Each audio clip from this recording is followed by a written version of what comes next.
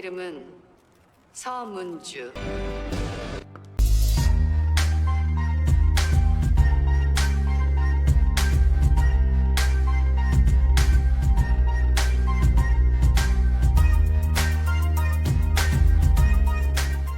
Awal cerita diperkenalkan, Jang Junik yang merupakan seorang politisi muda yang berpengaruh. Ia memiliki seorang istri cantik bernama So Moon-ju, yang berprofesi sebagai duta besar PBB. Junik berencana maju sebagai calon presiden pada periode berikutnya. Meskipun hidupnya terlihat sukses, ia tidak pernah merasa tenang sepanjang hidupnya, karena tugas Moon-ju berada di Amerika Serikat. Junik pun menyusul sang istri ke sana untuk meningkatkan keamanan.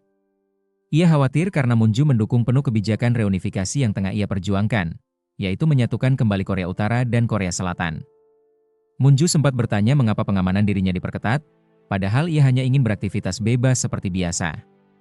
Junik menjawab singkat bahwa ia akan menjelaskan nanti. Pada saat itu, Presiden Korea Selatan yang menjabat adalah Choi Kyung-shin, seorang perempuan yang cukup dekat dengan Moon-ju. Ia mengajak Moon-ju berbicara berdua, menyatakan kekagumannya pada kinerja Moon-ju, tetapi sekaligus menegaskan ketidaksetujuannya dengan kebijakan reunifikasi yang digagas Junik. Masalahnya, Junik berasal dari partai politik lawan dan diprediksi akan menjadi pesaing dalam pemilihan presiden mendatang. Moon-ju sendiri memiliki seorang sahabat setia bernama Miji, yang selalu mendukungnya dalam segala hal. Pada hari itu, Junik menghadiahkan sebuah kalung salib kepada Moon-ju, sambil memintanya mendoakan agar hidupnya lebih tenang dan jauh dari masalah. Hal ini membuat Moon-ju curiga bahwa suaminya sedang menyembunyikan sesuatu. 언제 말해줄 거야? Kemudian, mereka berencana pergi ke gereja untuk mengikuti misa. Junik sempat berkata bahwa ia ingin makan buah persik setelah misa. Namun setibanya di gereja, suasana tidak sepenuhnya tenang. Banyak orang melakukan protes, menuduh kebijakan reunifikasi sebagai bentuk pengkhianatan. Di dalam gereja, seorang pria bernama Baek San-ho tampak sedang merekam jalannya acara. Ibadah awalnya berlangsung hikmat, hingga muncul seorang tentara dengan gerak-gerik mencurigakan. Setelah selesai berkhotbah, ia maju ke depan, memanggil nama Junik, dan menuduhnya sebagai pengkhianat. Seketika ia mengarahkan senjata ke arah Junik dan menembaknya di bagian leher. Moon-ju berusaha melindungi suaminya, dan ia berjanji akan membujuk suaminya untuk membatalkan kebijakannya, tetapi Junik sudah dalam kondisi kritis. Tentara tersebut juga menembaki siapapun yang menghalanginya, hingga akhirnya dihadang oleh San-ho. Pada saat itulah, pelaku menelan obat bunuh diri dan tewas di tempat. Peristiwa penembakan itu langsung menjadi berita utama. Junik segera dilarikan ke rumah sakit, namun nyawanya tidak terselamatkan. Moon-ju terpuruk, apalagi teringat buah persik yang sempat diminta suaminya, tetapi belum sempat ia berikan. Dalam suasana duka, keluarga berkumpul. Adik Junik, Jun-sang, menyatakan tekad untuk menggantikan kakaknya sebagai calon presiden. Ia yakin berdasarkan survei, dirinya mampu menang telak. Namun, sang ibu menentang keinginan itu. Menurut ibunya, Jun-sang tidak layak menjadi presiden dan lebih pantas menekuni profesinya sebagai jaksa. Ia menegaskan bahwa sesuai undang-undang yang berlaku, seharusnya Moon-ju yang menggantikan posisi suaminya sebagai presiden. Pernyataan itu membuat Jun-sang kesal, seakan-akan dirinya kalah bersaing dengan Moon-ju. Tak lama kemudian, wasiat Junik dibacakan. Isinya mengejutkan semua pihak. Seluruh harta kekayaan Junik diwariskan kepada istrinya, So Moon-ju. Seluruh harta peninggalan Jang Junik, termasuk aset di luar negeri, diwariskan kepada istrinya. Keputusan itu memicu penolakan keras dari keluarga Junik, terutama ibu dan neneknya, yang merasa pembagian tersebut tidak adil. Namun, bagi Moon-ju, hal itu justru masuk akal. Selama ini ia sering direndahkan oleh keluarga suaminya, sehingga ia memahami mengapa Junik mempercayakan segalanya kepadanya. Meski keluarga besar berencana menggugat wasiat tersebut, Moon-ju sama sekali tidak terganggu. Moon-ju lebih memilih mendonasikan semua warisan suaminya daripada memberikan kepada keluarga mertuanya. 끝까지 싸우고 싶은 대로 하세요. 두렵지 않습니다. Tidak lama kemudian, adik Junik, Jun-sang, mendekati Moon-ju. Ia mengusulkan agar seluruh harta peninggalan kakaknya digunakan untuk mendukung pencalonannya sebagai presiden. Namun, Moon-ju menolak mentah-mentah. Ia tidak ingin tertipu oleh ambisi Jun-sang. Sementara itu, identitas San-ho perlahan terungkap. Ia ternyata seorang prajurit bayaran. Setelah peristiwa di gereja, ia mendapat tawaran baru, melindungi Moon-ju. Meski begitu, ia tidak mengetahui siapa klien yang memintanya. San-ho kemudian mengamati keseharian Moon-ju, termasuk saat ia berlari malam. Dari pengamatannya, Ia menilai Munju adalah sosok kuat yang mampu melindungi dirinya sendiri, sehingga ia ragu untuk menerima pekerjaan itu. No, it seems strong. Suatu malam, Munju bertemu Sanho setelah selesai berlari. Saat itu, Sanho mengembalikan kalung salib milik Munju yang tertinggal di gereja. Namun tiba-tiba mereka menyadari sedang dibuntuti sejumlah orang. Sanho segera mengajak Munju melarikan diri, menuntunnya ke hutan yang ia kenal baik. Berkat itu, mereka berhasil lolos dari kejaran. Dalam pelarian, Munju bertanya kepada Sanho mengapa penyerang suaminya menyebut Junik sebagai pengkhianat. Sanho lalu memperlihatkan rekaman yang ia ambil di gereja. Dalam rekaman itu terlihat penyerang meletakkan Alkitab di bawah meja, dan dari sana ditemukan sebuah kartu dengan nomor misterius. Namun, saat dicoba dihubungi, nomor itu tidak aktif. Dari CCTV juga terungkap bahwa Junsang, adik Junik, terlihat berbicara dengan si penyerang sebelum kejadian. Di sisi lain, muncul tokoh Anderson Miller, wakil Menteri Urusan Luar Negeri Korea Selatan. Ia pernah meminta bantuan Junik untuk menyelesaikan sebuah masalah sensitif yang berkaitan dengan Korea Utara. Sejak saat itu, Junik mulai diburu pihak tak dikenal. Hal inilah yang membuatnya memperketat pengamanan bagi Munju. Sanho semakin tertarik pada Munju setelah mendengar pidatonya tentang penyatuan Korea Utara dan Selatan yang viral. Sementara itu, dari penuturan asisten pribadi Junik, Chang Ho, terungkap bahwa Junik sering melakukan panggilan rahasia sebelum akhirnya meminta agar keamanan Munju ditingkatkan. Munju pun teringat pesan suaminya tentang tupai, yang ternyata merupakan kode untuk adiknya sendiri, Junsang. Dari sana, ia mulai memahami kemungkinan bahwa semua tragedi yang menimpa Junik sebenarnya diatur oleh adiknya. Bersama sahabatnya, Miji, Munju mencoba menyelidiki lebih jauh. Mereka mendapati bahwa keluarga penyerang Junik telah dijemput orang tak dikenal dan dibawa ke suatu tempat misterius. Miji yang ingin membuntuti mereka sempat dicegah oleh Munju, tetapi ia tetap melakukannya karena menguntit adalah keahliannya. Situasi semakin rumit ketika seorang pastor menyarankan Sanho segera meninggalkan negara tersebut dan pergi membawa neneknya ke Tiongkok. Sanho semakin ingin tahu kebenaran di balik kematian Junik. Ia bertanya-tanya apa yang sebenarnya pernah dibicarakan Junik dengan seorang pastor yang dekat dengannya. Namun, pastor itu hanya berpesan melalui Sanho bahwa ia tidak bisa menceritakan detailnya. Pastor meminta Sanho segera pulang demi menyelamatkan keluarganya, terutama sang nenek. Ia bahkan menghadiahkan sebuah kalung sebagai simbol perlindungan, serta sebotol bir. Sanho kemudian meminta sebuah Alkitab kepada pastor, dengan harapan jika ia tersesat di jalan yang gelap, ia dapat mengandalkan Alkitab untuk kembali ke jalan yang terang. Sementara itu, sahabat Munju, Miji, terus menyelidiki keluarga tentara yang menembak Junik. Ia mengetahui bahwa keluarga tersebut diam-diam dipindahkan keluar dari Korea Selatan oleh orang-orang suruhan Junsang. Sayangnya, Miji justru diculik oleh mereka. Junsang lalu menelpon Munju dan memintanya datang. Dalam pertemuan itu, Junsang menuduh Junik sebagai mata-mata Korea Utara.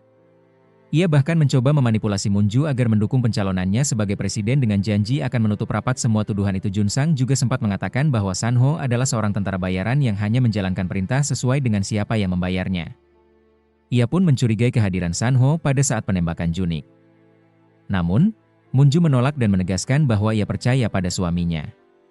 Ia yakin Junik bukanlah pengkhianat. Sebelum pergi, Munju meminta Junsang untuk berbicara dengan Miji. Setelah itu, ia menenangkan Miji dan berjanji akan membebaskannya dalam waktu 24 jam. Munju juga sempat mengancam Junsang agar tidak menyentuh temannya.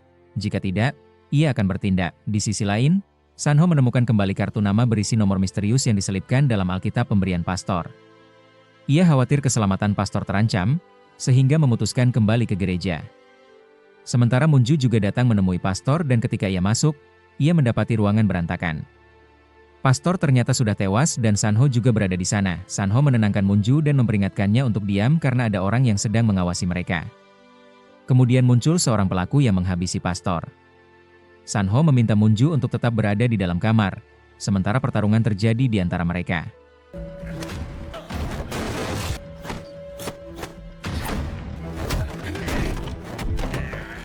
Pelaku tersebut sempat terdesak dan berusaha melarikan diri, namun akhirnya berhasil lolos setelah kedatangan petugas gereja. Munju dan Sanho pun bergegas menuju ruang bawah tanah gereja melalui pintu rahasia, menghindari interogasi dari petugas gereja yang mungkin akan menjerat mereka.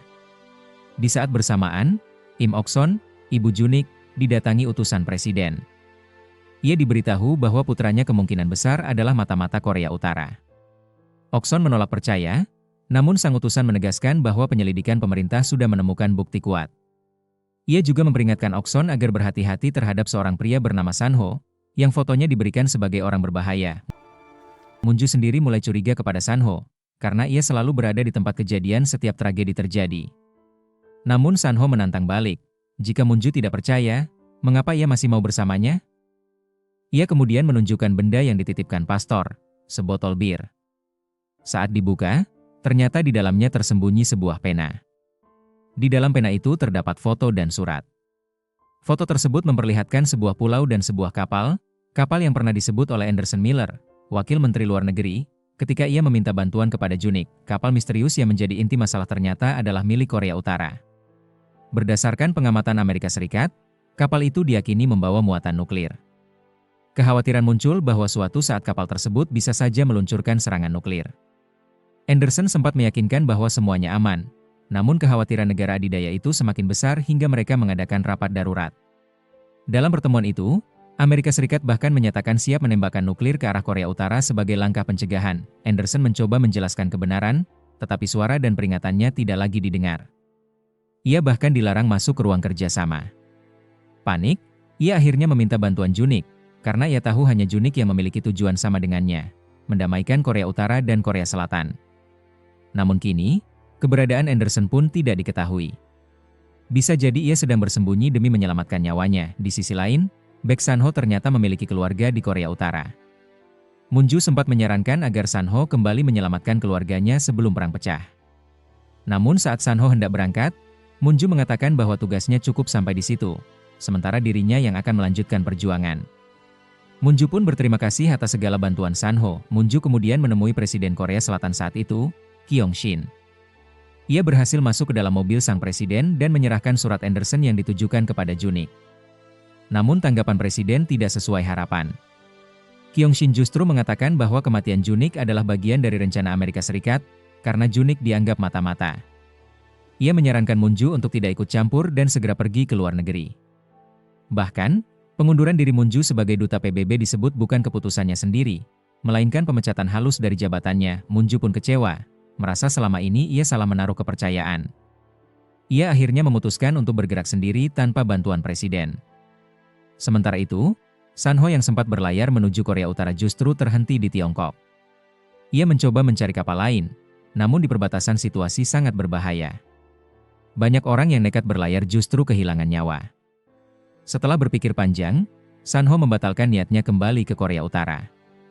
Ia memutuskan kembali ke Korea Selatan dan menerima tugas dari kliennya untuk melindungi Munju. Munju lalu mendatangi ibu mertuanya, Im Okson. Dalam pertemuan itu, sang mertua mengaku bahwa awalnya ia tidak menyukai Munju. Namun setelah meneliti masa lalu dan prestasi menantunya itu, ia akhirnya menerima Munju sebagai bagian keluarga. Munju kemudian menyampaikan niatnya, dialah yang seharusnya maju sebagai calon presiden, bukan Jun Sang.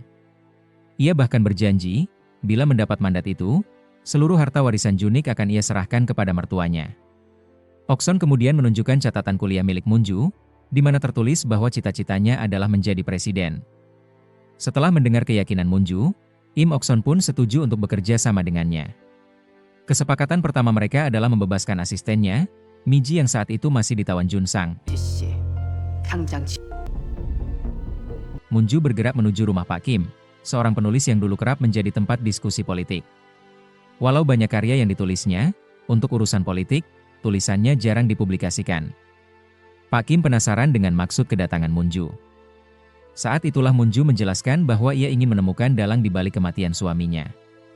Apalagi dari catatan telepon, orang terakhir yang dihubungi Junik sebelum kehilangan nyawanya adalah Pak Kim. Ketika Munju bertanya kepada Pak Kim mengenai pembicaraannya dengan Junik sebelum meninggal, Pak Kim menjelaskan bahwa mereka sempat membicarakan isi surat yang juga sudah dibaca oleh Munju. Karena sudah muak dengan kondisi pemerintahan saat itu, Pak Kim bahkan berniat pindah ke Argentina. Namun, Munju justru memintanya tetap membantu, sebab ia ingin maju sebagai calon presiden menggantikan suaminya. Munju menegaskan bahwa ia sangat membutuhkan saran-saran Pak Kim yang selama ini selalu akurat. Sementara itu, Im Okson, ibu mertua Munju, bergerak cepat. Ia menggunakan kekuatan media untuk membangun citra menantunya. Salah satunya dengan merilis video ketika Munju membela suaminya saat Junik hendak ditembak. Tidak berhenti di situ, Im Ok-son juga mendekati ketua partai Junik. Ketua partai itu selama ini memang sering menghalangi langkah Junik karena tidak suka dengan keputusan-keputusannya. Untuk menekan sang ketua, Im Ok-son membuka aibnya yang memiliki anak haram. Ancaman itu membuat ketua partai ketakutan. Langkah-langkah ini membuahkan hasil. Popularitas Moon-ju melejit di media hingga mencapai 43,5%. Bahkan, esok harinya ketua partai itu langsung mengumumkan kepada publik bahwa partainya akan mendukung Moon-ju sebagai calon presiden berikutnya. Di sisi lain, Moon-ju sendiri mendatangi adik iparnya, Jun Sang. Ia membawa bukti rekaman yang memperlihatkan Jun Sang menyiksa seorang perempuan. Moon-ju lalu meminta Jun Sang untuk pergi ke Jerman dengan alasan menengok anaknya dan Jun Sang menyadari kalau semua ini adalah perbuatan ibunya. Meski Jun Sang sempat menyangkal, bukti itu membuatnya sadar bahwa ibunya kini berpihak pada Moon-ju. Hal itu membuat Jun Sang marah besar dan bersumpah akan membalas dendam. Nama Moon-ju kian bersinar di media, dan banyak pihak bersimpati padanya. Namun masalah belum selesai.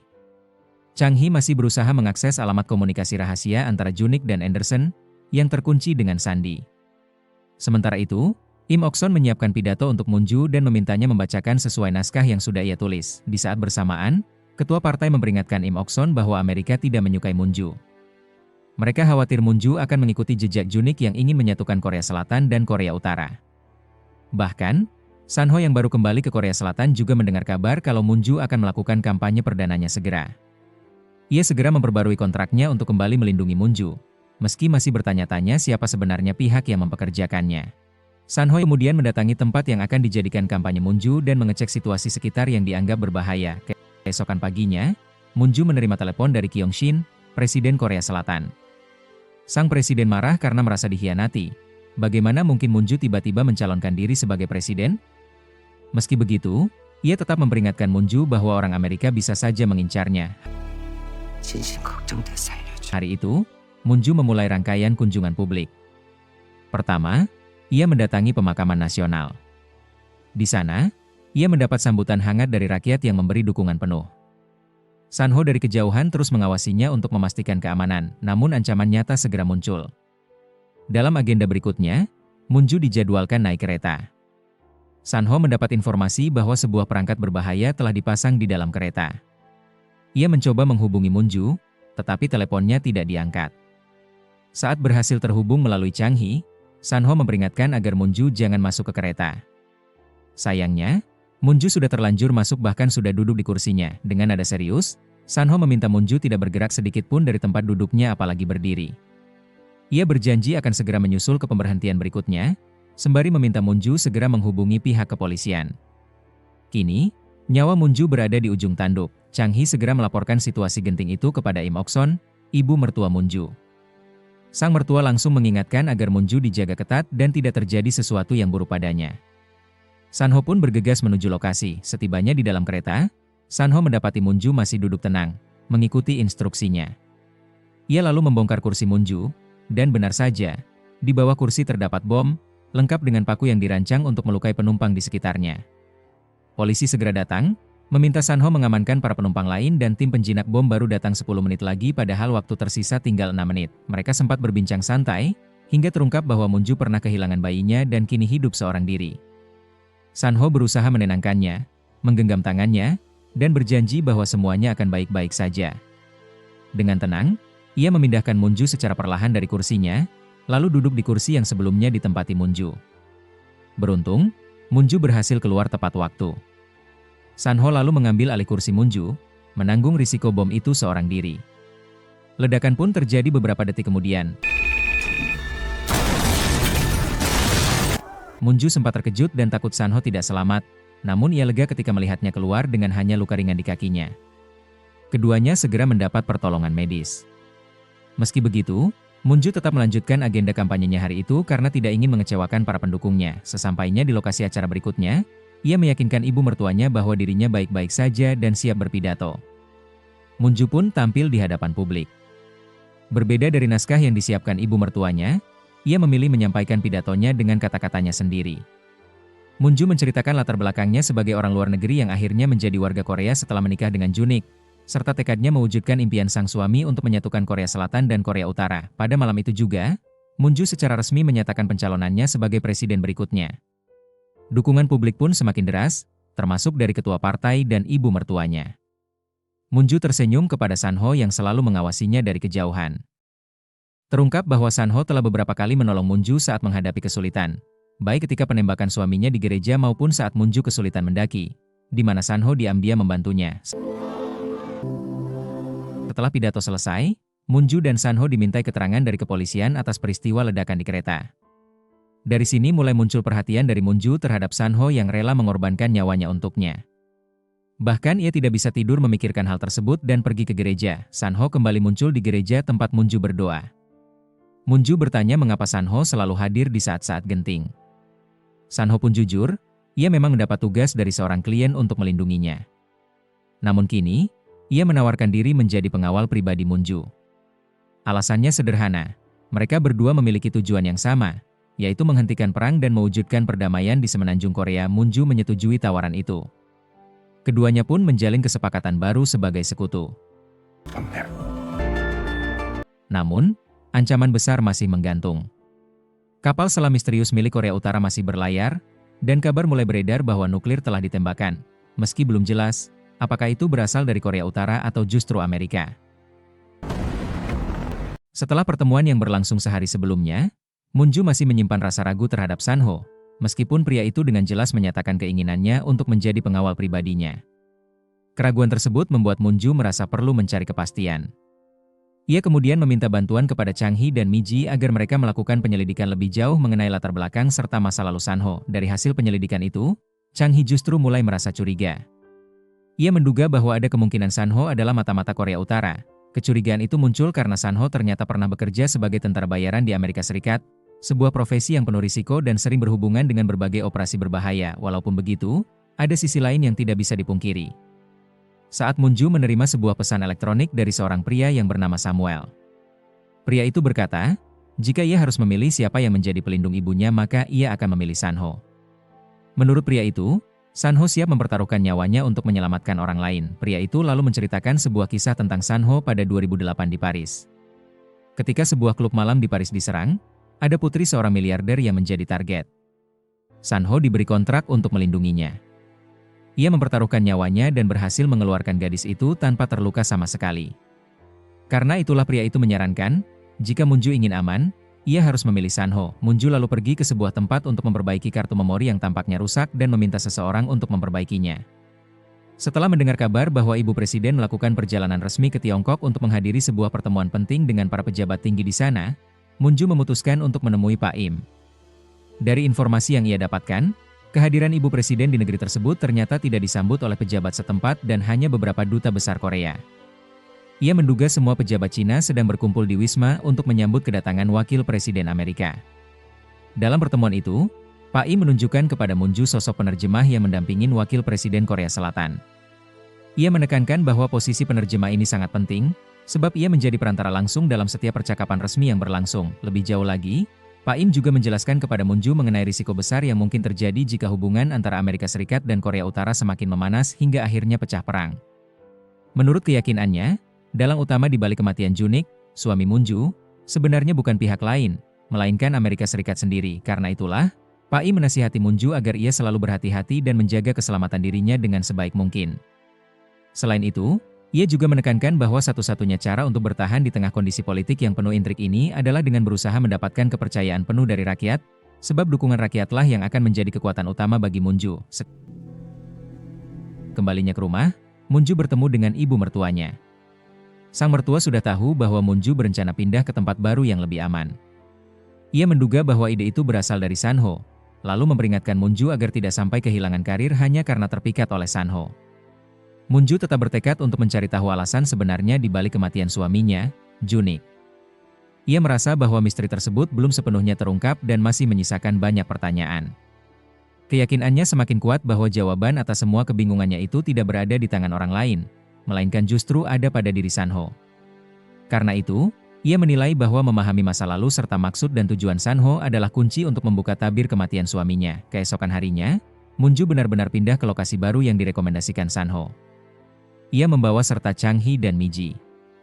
Di tempat itu, Sanho membuat banyak aturan ketat, seperti melarang menaruh foto di samping ranjang atau membuka jendela, karena berisiko dimanfaatkan orang yang ingin mencelakai Munju. Bahkan, Sanho menempatkan dirinya di kamar sebelah Munju agar bisa segera bertindak bila terjadi keadaan darurat. Namun, hal ini menimbulkan ketidakpuasan dari tim Munju. Munju lalu mengajak Sanho berbicara secara pribadi. Ia menyampaikan bahwa timnya kurang setuju dengan cara Sanho yang dianggap terlalu berlebihan. Sanho menegaskan bahwa semua itu ia lakukan semata-mata untuk melindungi Munju, tidak ada tujuan lain. Tak lama kemudian, ibu mertua Munju datang meninjau tempat tinggal baru itu. Ia semakin curiga bahwa Sanho mendekati Munju dengan maksud tertentu. Ia bahkan meminta bantuan Changhi untuk memeriksa kemungkinan adanya alat penyadap di rumahnya, karena ia menduga ada pihak tertentu yang memantau mereka. Sang mertua juga berusaha mencari tahu siapa yang sebenarnya terlibat dalam kematian anaknya, bahkan ia sendiri juga tidak mempercayai Munju. Tanpa disadari oleh mereka, seluruh percakapan didengar oleh Sanho. Ia memasang alat penyadap untuk menangkap setiap kata yang terucap, sehingga tidak ada satupun detail pembicaraan yang terlewat dari telinganya. Hal itu membuat Sanho semakin memahami apa yang sebenarnya dipikirkan ibu mertua Munju. Pada malam harinya, Munju kembali berorasi di depan publik. Ia menyampaikan pesan sesuai nasihat Pak Im, yakni menyentuh hati rakyat agar bisa memperoleh kepercayaan mereka. Namun, saat itu Sanho melihat seseorang yang mencurigakan di lantai 2. Ia melaporkannya kepada Changhi, tetapi Changhi hanya menyuruhnya tetap fokus pada tugas. Untungnya acara itu berjalan dengan aman. Ketika rombongan hendak berangkat ke lokasi berikutnya, Sanho merasa pernah melihat seseorang dari orasi sebelumnya. Ia mengenali tato pada tubuh orang tersebut. Tak lama kemudian, sebuah mobil menabrak kendaraan mereka dari belakang. Sopir panik, tetapi Sanho segera mengambil alih kemudi.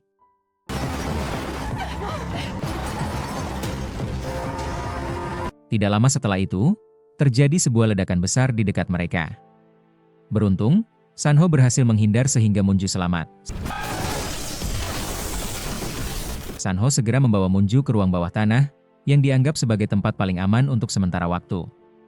Ia juga meminta Munju mematikan ponselnya agar lokasi mereka tidak bisa dilacak. Ketika berita tentang insiden itu disiarkan, Changhi tampak terkejut dan segera berusaha menghubungi Sanho. Namun, usahanya tidak membuahkan hasil karena nomor telepon Sanho dalam keadaan tidak aktif. Dalam kebingungan itu, Miji datang menghampirinya dan menyampaikan informasi tambahan. Ia menjelaskan bahwa Munju dan Sanho terlihat pergi bersama, tetapi ia sendiri tidak mengetahui tujuan mereka. Miji juga menegaskan bahwa ia sudah berulang kali mencoba menghubungi keduanya, baik Munju maupun Sanho, namun tidak ada satupun yang memberikan jawaban. Hal itu membuat mereka semakin cemas karena tidak tahu keberadaan dan kondisi sebenarnya dari keduanya. Sementara itu, Sanho dan Munju ternyata sudah bersembunyi di ruang bawah tanah. Di sana, Sanho menjelaskan bahwa ia sebenarnya sudah merasa curiga sejak Munju berorasi. Karena itulah ia bisa bertindak cepat ketika kembali melihat orang yang sama saat dalam perjalanan. Ia lalu meminta Munju tetap kuat karena akan ada banyak bahaya ke depan.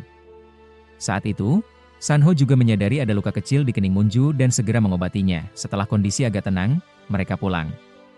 Namun, Changhi langsung memarahi Sanho karena tidak bisa dihubungi. Sanho menjawab bahwa itu memang demi keamanan agar lokasi mereka tidak terlacak. Miji pun membela Sanho, sebab sejak awal Sanho sudah memperingatkan mereka tentang kemungkinan bahaya. Tetapi Changhi yang keras kepala. Kemudian Sanho meminta bantuan temannya untuk mengungkap siapa sebenarnya klien yang menyuruhnya melindungi Munju, sekaligus mencari tahu bagaimana lokasi Munju bisa bocor. Padahal hanya klien dan rekannya itu saja yang mengetahui. Karena temannya tidak mau memberi jawaban, Sanho memutuskan untuk tidak lagi bekerja sama dengannya. I'm done. Di sisi lain, Changhi menyampaikan kepada Munju bahwa Sanho justru mencurigakan.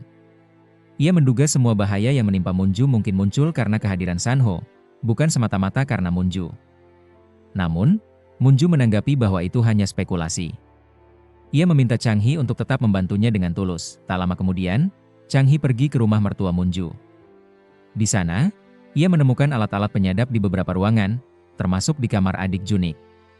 Ia melaporkan hal itu kepada mertua Munju, lalu menyimpulkan bahwa kemungkinan besar pihak yang menyadap rumah dan terlibat dalam kematian Junik adalah adiknya sendiri. Namun, sang mertua justru balik mencurigai Munju, sebab seluruh harta Junik dialihkan kepadanya. Ia lalu meminta Changhi untuk menyelidiki Munju. Sebagai imbalan, ia menjanjikan jabatan sekaligus menghadiahi Changhi sebuah jam tangan mewah. 소중한 존재는 없으니까. Malam harinya, Munju tidak bisa tidur nyenyak dan mengalami mimpi buruk mengenai tuduhan suaminya yang merupakan mata-mata Korea Utara. Sanho yang menyadarinya lalu mengajaknya lari agar pikirannya lebih tenang. Saat itu, Munju sempat menanyakan tentang rumah tempat mereka tinggal sekarang.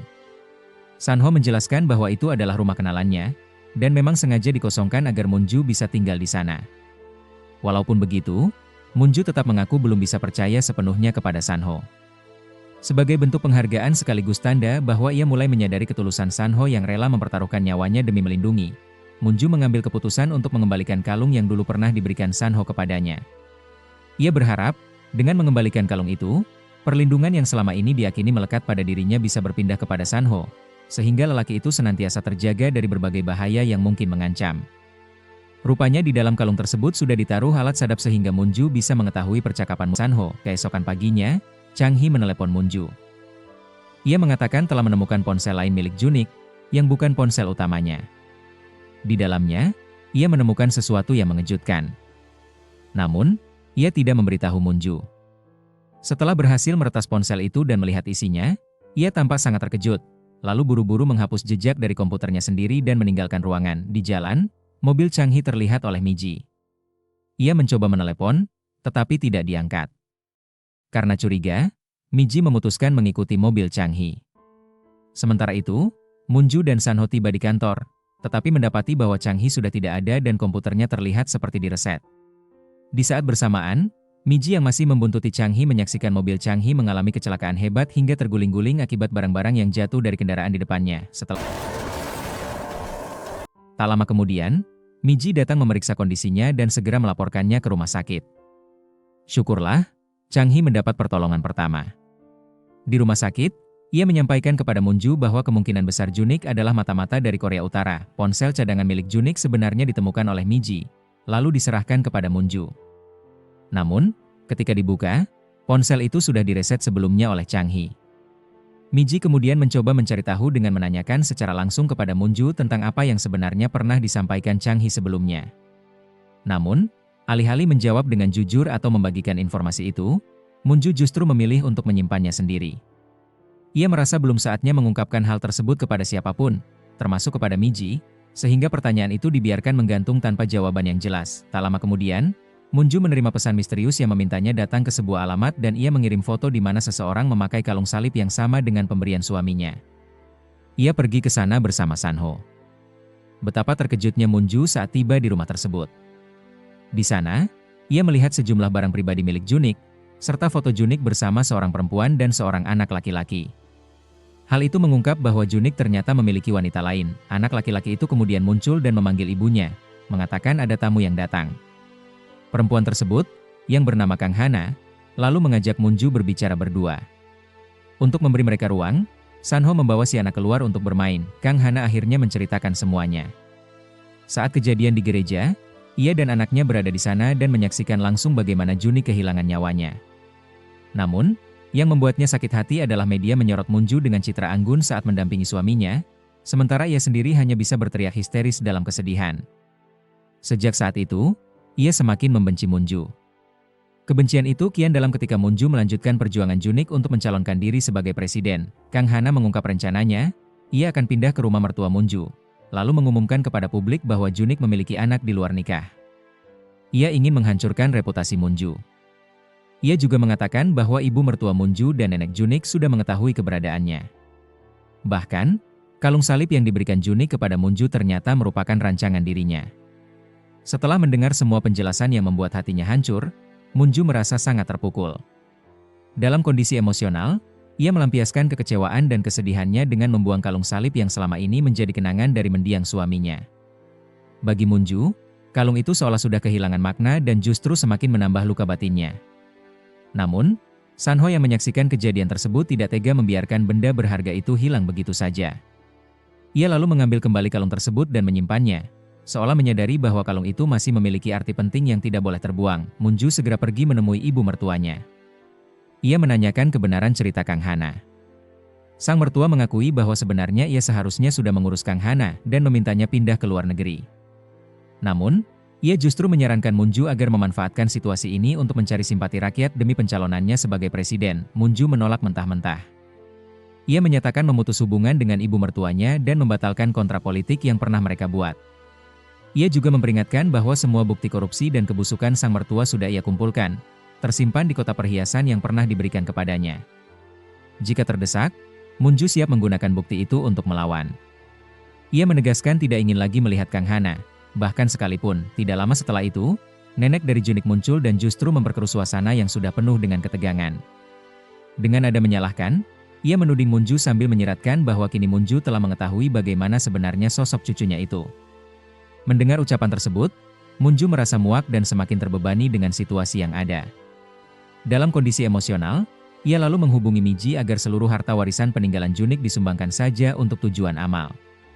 Keputusan itu sontak membuat sang nenek terkejut sekaligus panik, sebab ia tidak pernah menduga Munju akan mengambil langkah drastis seperti itu.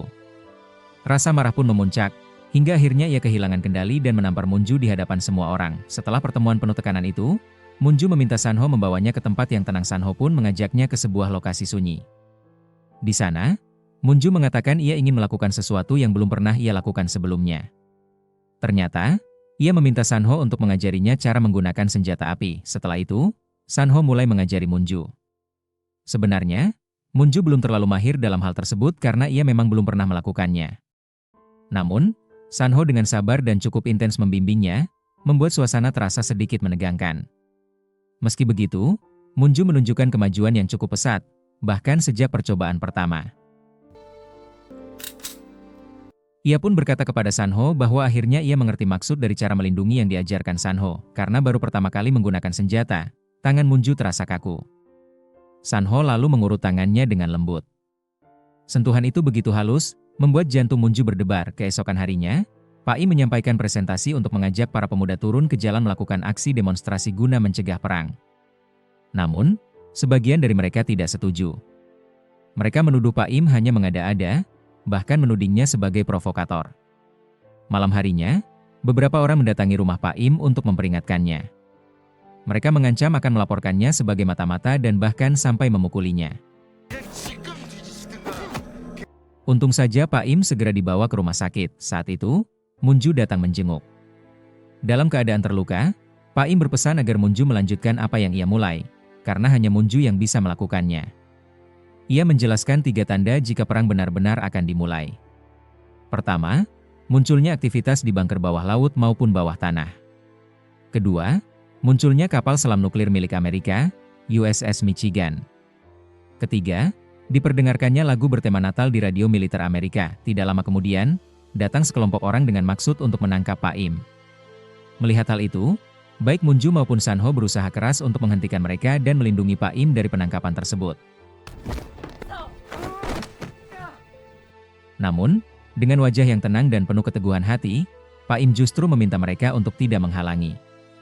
Ia mengatakan bahwa dirinya tidak masalah apabila harus ditangkap, asalkan pesan yang selama ini ia titipkan benar-benar diingat dan nantinya bisa disampaikan kepada masyarakat. Mendengar perkataan itu, Munju merasa sangat berat hati. Meski diliputi kesedihan, ia akhirnya berusaha menerima amanat tersebut dan bertekad untuk menjaga serta meneruskannya sesuai dengan keinginan Pak Im. Tak lama setelahnya, Miji menelpon Munju. Ia mengatakan telah menemukan jawaban yang mungkin bisa membantu mereka.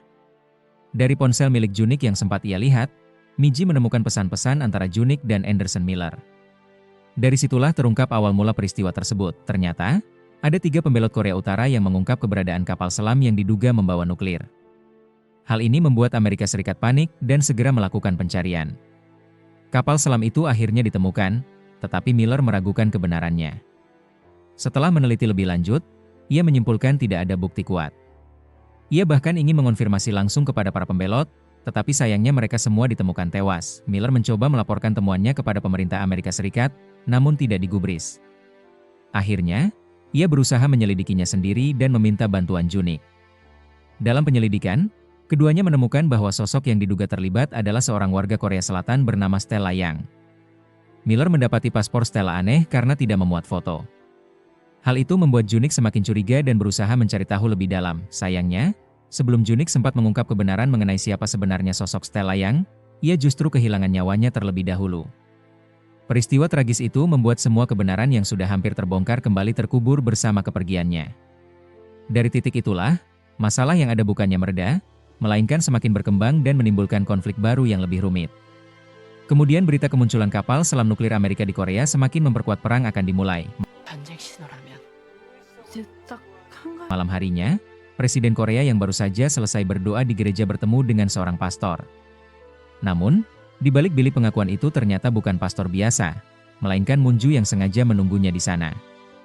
Dalam pertemuan itu, Moon Joo memberikan nasihat bahwa sebenarnya belum terlambat bagi presiden untuk menyampaikan kebenaran kepada publik. Menurutnya, kejujuran itulah yang akan menyelamatkan banyak hal. Akan tetapi, presiden tidak serta-merta menerima nasihat tersebut. Dengan nada tegas bercampur emosi, ia menolak seraya menegaskan bahwa Moon Joo tidak akan pernah benar-benar memahami apa yang sedang ia hadapi. Sebab ia tidak pernah berada pada posisi yang sama seperti dirinya, presiden tetap tidak mau bekerja sama dengan Moon Joo.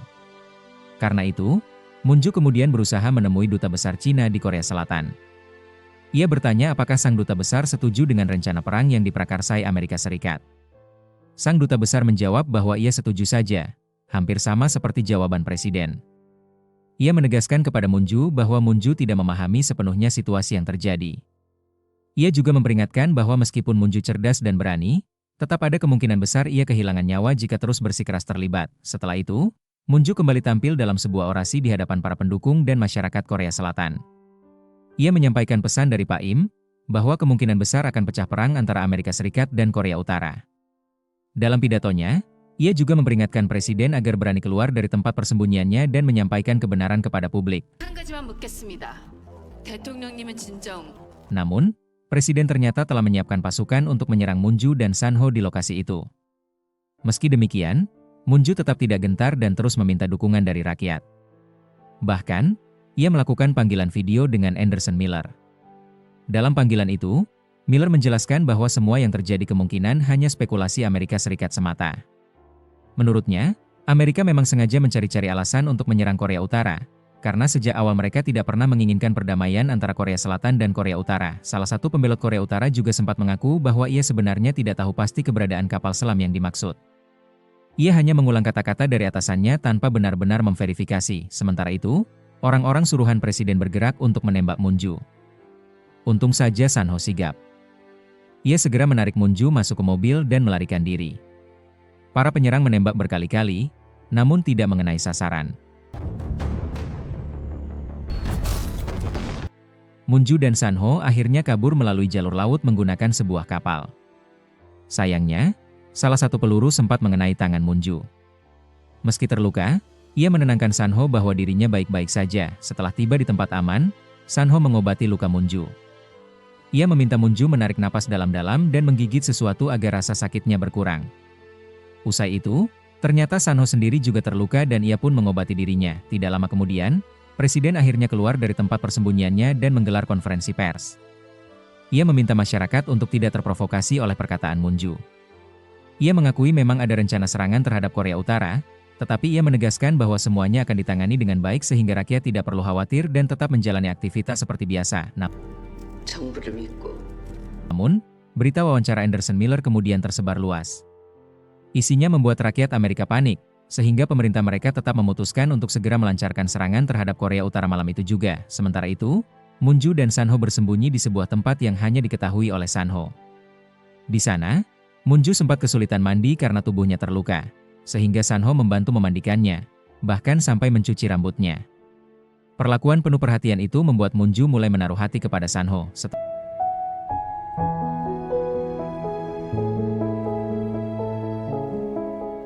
Setelah itu, Moon Joo meminta San Ho kembali melatihnya menembak. Pada percobaan awal, Moon Joo masih canggung, namun berkat bimbingan San Ho dan teknik yang benar, ia akhirnya mampu menembak dengan baik. Tembakan Moon Joo kali ini tepat sasaran. 날 좋아하는 걸까요? Setelah latihan, ia dan San Ho makan bersama.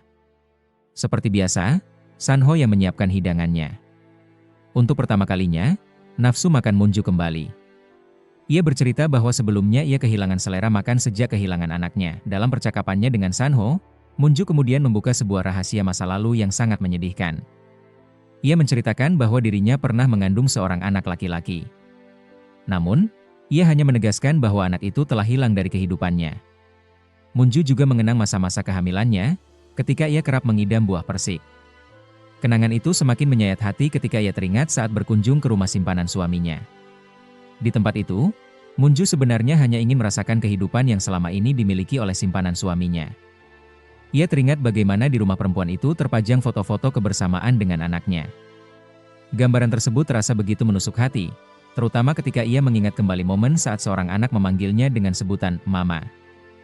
Bagi Munju, panggilan sederhana itu justru menjadi luka mendalam, karena ia sendiri pernah kehilangan anak yang dikandungnya dan tidak pernah benar-benar merasakan kasih sayang seorang anak. Setelah meluapkan kisahnya, Munju kemudian menoleh kepada Sanho dan bertanya dengan nada penuh kebimbangan, apakah Sanho tidak memiliki keinginan untuk kembali ke Korea Utara. Ia mengingatkan bahwa di sana masih ada orang yang sangat Sanho cintai, yaitu ibunya. Pertanyaan itu membuat suasana menjadi hening sejenak. Dengan suara mantap, Sanho akhirnya menjawab bahwa ia tidak berniat kembali. Menurutnya, di tempat itu pun ada seseorang yang sangat ia cintai, yakni Munju sendiri. Karena itu, ia memilih untuk tetap tinggal dan mendedikasikan dirinya demi melindungi Munju. Jawaban tulus yang keluar dari mulut Sanho membuat hati Munju luluh seketika. Keduanya pun akhirnya larut dalam suasana, hingga berakhir dengan sebuah ciuman yang penuh kehangatan dan ketulusan. Setelah momen itu, Munju semakin menunjukkan sisi lembutnya kepada Sanho. Ia bersandar dengan tenang, merebahkan kepalanya di bahu pria itu, seakan ingin mengatakan tanpa kata-kata bahwa ia mulai merasa aman berada di sisinya. Namun, suasana tenang itu berubah ketika terdengar lagu Natal di radio yang menandakan perang akan segera dimulai. Meskipun situasi di sekitar mereka begitu tegang dan penuh ancaman, Sanho tetap berusaha menenangkan Munju. Dengan suara lembut namun tegas, ia menyampaikan bahwa semua yang terjadi sebaiknya dianggap sebagai hari biasa saja. Ucapannya itu seakan ingin meyakinkan Munju bahwa tidak ada gunanya terus-menerus diliputi ketakutan, karena yang terpenting adalah tetap tenang dan menjalani setiap momen tanpa rasa panik. Sesaat kemudian, keduanya semakin larut dalam kebersamaan hingga hubungan mereka semakin intim. Sementara itu, di tempat lain terlihat ibu mertua Munju tengah bersiap-siap untuk melakukan evakuasi. Dengan wajah yang diliputi kekhawatiran, ia mulai mengemasi barang-barang penting yang bisa dibawa. Di sisi lain, suasana tampak kontras karena cucunya justru masih terlelap dalam tidur tanpa menyadari keadaan genting yang sedang berlangsung.